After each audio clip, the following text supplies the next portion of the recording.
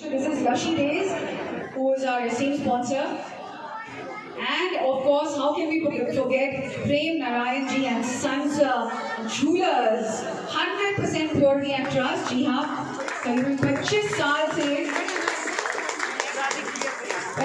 से ये प्रोड्यूस कर रहे हैं ज्वेलरी, और बहुत ही क्वालिटी और बहुत ही किफायती ज्वेलरी प्रोड्यूस कर रहे हैं। जी हाँ, जो हम प्लीज अभी तक तालियां नहीं बज रही हैं श्रीमती भगवानी देवी जी के लिए, तालियां बजा दी। हमारा सौभाग्य है कि आज वो हमारे साथ हैं, देश का नाम इतना रोशन किया है और आज यहाँ पर रोशनी हमें देने आई है। जी हाँ, और इसी के साथ साथ मैं शुक्रिया अदा करती हूँ हमारे एक और स्पॉन्सर का, केक्स एंड लोव्स का, to sweeten your life. Aparna ji and Nitin Gupta ji are the people who are behind this. They bake from heart to sweeten the precious moments. Thank you, sir. Cakes and loaves. Ji. What a proud moment this is. What a proud moment this is.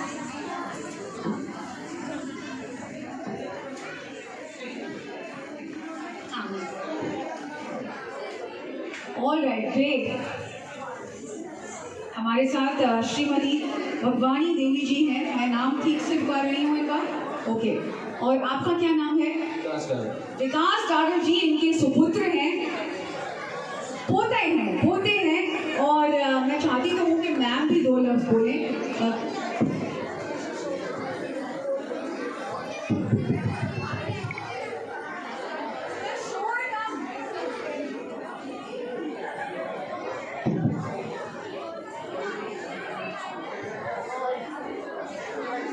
सबसे पहले तो मैं द्वारका मोम group का thank you बोलना चाहूँगा कि उन्होंने यहाँ मेरी ग्रैंडमदर को इतना मान सम्मान दिया। साथ ही आप सभी का भी मैं थैंक यू बोलना चाहूँगा जो यहाँ पे इनको आप सबने सम्मानित किया। एक्चुअली इनके बारे में मैं कुछ एक दो चीज़ें शेयर करना चाहूँगा 2 मिनट के लिए। इनका बर्थ 1928 में हुआ था, और आपको पता है कि पुराने टाइम पे बड़ी बहन की शादी होती थी तो छोटी बहन की शादी साथ में कर देते थे, चाहे 10 साल की होती थी, 9 साल की होती थी। इनके साथ भी ऐसा ही हुआ था। मेरी दादी जी की बड़ी सिस्टर के साथ इनकी शादी हो गई थी। मेरे दादाजी भी दोनों भाई सगे थे, ये भी दोनों सगे।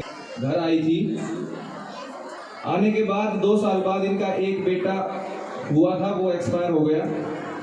फिर इनको एक बेटी हुई थी, वो जब 8 साल की थी, और मेरे फादर उस टाइम पेट में थे, तब मेरे दादाजी एक्सपायर हो गए थे। उनके 3 महीने बाद मेरे पापा का जन्म हुआ, लेकिन मात्र 4 साल बाद ही वो जो बुआ जी थी मेरी, उनका भी देहांत हो गया। तो उस वक्त इनकी उम्र मुश्किल से 28-29 साल थी, जब खाली मेरे पापा और ये बच्चे थे परिवार में।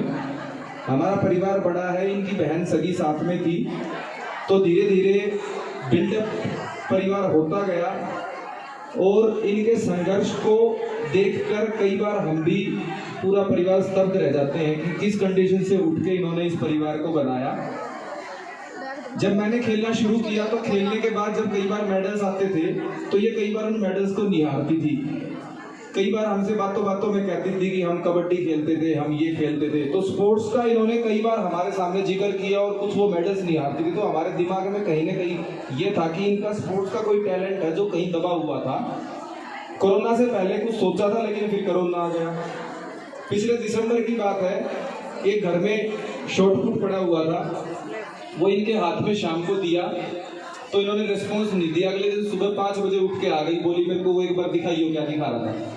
तो मैंने कहा दादी क्या करोगी? बोली एक बार फेंक के देखूंगी। ग्राउंड पे लेके गए, इन्होंने 4-5 बार वो फेंका, बोली इसको तो मैं फेंक लूंगी। मगर पक्का फेंक लोगे? तो एक इंसिडेंट तो वो था कि लगा कि हाँ ये खेलना चाह रही है। फिर इनकी बाईपास सर्जरी हुई थी 2007 में, तो बाईपास